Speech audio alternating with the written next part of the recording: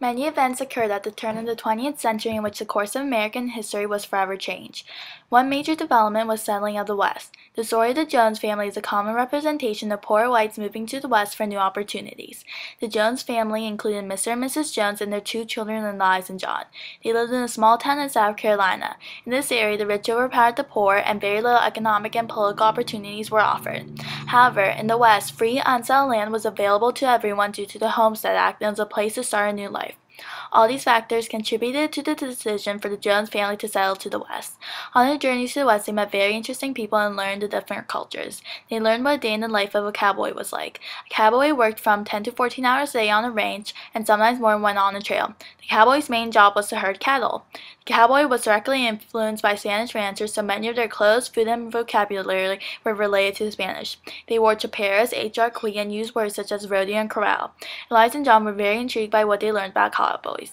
They also learned about the culture of Plain Indians and their resistance toward the government actions. The lives of Native Americans greatly differed from whites. They depended on the horse and buffalo for survival. They also lived in small extended family groups where everyone had a job. The major clash in culture was that Native Americans believed people could not own land and powerful spirits controlled everything. However, Americans believed land should be owned. During this time, many events happened such as the massacre at Sand Creek, death on the Bozeman Trail, and the Red River War due to Indians' resistance toward government policies. The Native Americans tried hard to resist the changes that were happening. However, the government passed assimilation acts.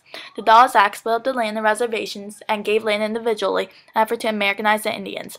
Also, the buffalo population decreased dramatically from 1800s to the 1890s. This really surprised the Jones family. After the Jones family arrived on their land, they faced new difficulties every day. There were droughts, floods, plagues, fires, and blizzards. The Jones now lived in a soddy, which was a house dug into the side of a hill. It was very small and infested with bugs.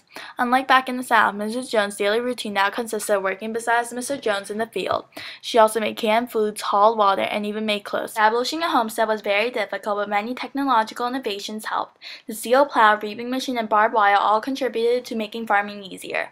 Life was hard, but the Jones family decision to move to the West is not regretted. Drew Barrymore will be starring in this film because of her excellent acting skills in her previous movies and her ability to quickly adapt to a character. She's a very hard and diligent worker, and she will be starring as the main character, Mrs. Jones.